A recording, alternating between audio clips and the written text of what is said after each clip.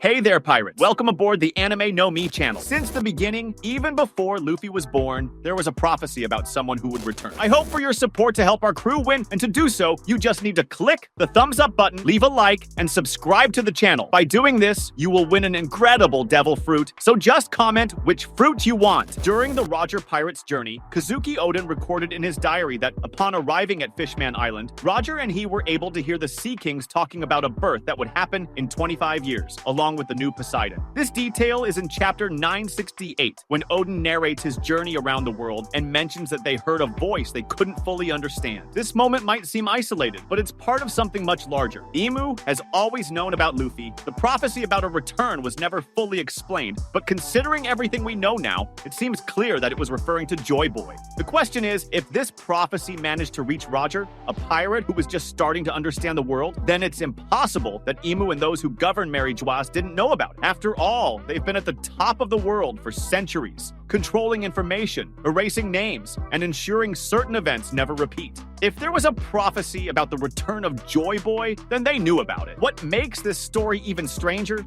is what happened with the Gomu no Mi. In chapter 1044, when Luffy awakens his fruit, the Gorosei comments that this wasn't an ordinary Akuma no Mi, but the Hito no Mi model Nika. They also mention that this fruit had been avoided by the world government for centuries, but they never managed to capture it. This raises a pretty obvious question. If the world government wanted this fruit so badly, then why was it being transported so carelessly to the point of being stolen by Shanks? In chapter 1017, Who's Who tells that he was responsible for escorting the fruit, but it was stolen, which led to him losing everything. He doesn't mention any great secrets about the fruit at that time, only that it was an item the government wanted to protect. The issue is the government never treats something truly important carelessly. If this fruit was so essential to them, why entrust its escort to someone like Who's Who was just a mere CP9 agent? Why not send an admiral or someone with a higher level of authority? What seems more logical is that this fruit was never a priority target. Perhaps maybe Emu never truly cared about recovering it because he already knew what was going to happen. If Emu knew about the prophecy of Joy Boy, then he already had an idea that someone was going to emerge with this fruit. And more than that, he might have allowed it to happen. The world government doesn't act impulsively.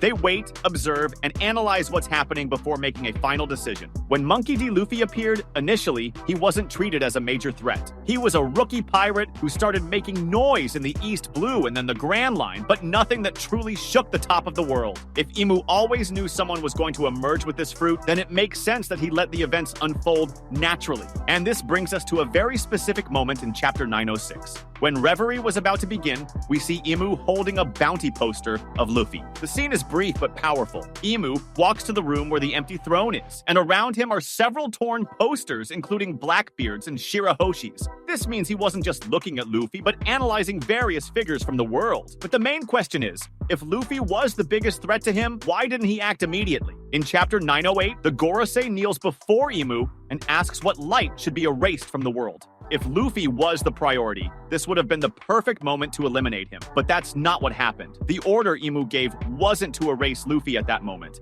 This means that even with all of Luffy's growth, even after he defeated powerful enemies and began changing the world's balance, Emu still didn't see him as the biggest priority. This makes it seem like Emu not only knew about Luffy, but he wanted Luffy to move forward. This becomes even more curious when we remember what happened in chapter 1053. When Luffy finally awakens his true form of his Akuma no Mi and defeats Kaido, the world government could have done something to stop him at that moment. But instead, they just changed his bounty and recognized his new status as an emperor. This detail is important because it means that even after Luffy reached the level of Nika, they didn't treat him as the main enemy. This leads us to another question. Why did Emu need the return of Joy Boy? Perhaps, who knows, Emu himself knows that something bigger is about to happen. In chapter 1085, when Emu reveals himself to Cobra, he talks about a promise made a long time ago. Cobra mentions the name Lily, and Emu reacts in a way that suggests this name holds immense weight. The detail is that if there is a promise made in the past, then perhaps Emu is waiting for certain events to repeat. This fits with the idea that Emu may be waiting for Joy Boy for a specific reason. He didn't stop Luffy from moving forward, didn't treat his awakening as the biggest threat, and is still observing the events of the world unfold. unfold. If Emu's true enemy was Joy Boy, he would have tried to prevent his return from the start, would have done everything to stop the fruit from reaching Luffy,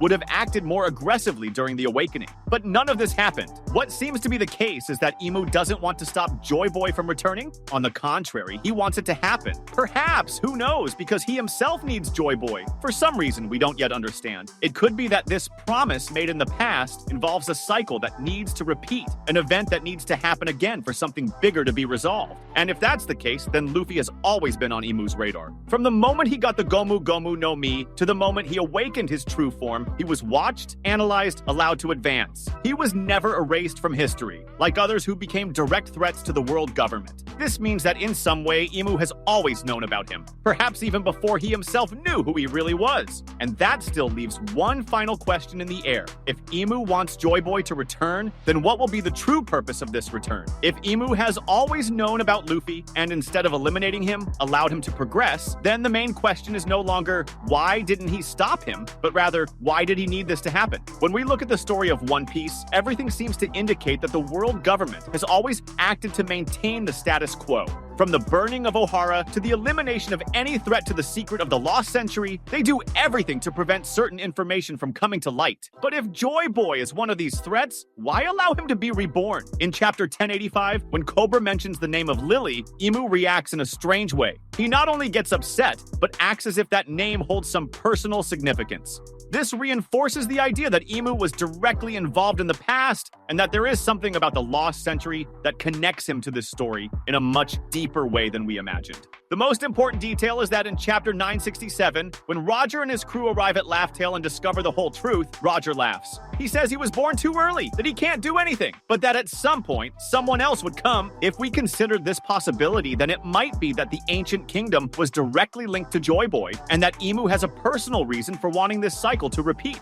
Perhaps in some way he needs Joy Boy to complete something that was left undone in the past. And this is so that Emu himself can reveal something that benefits him through Joy Boy's actions. What do you think about this? Let me know in the comments. That was today's content. We hope you liked it and want to share your opinion on the subject. Don't forget to share the video, give it a thumbs up, and I'll see you in the next video. Take care and stay amazing.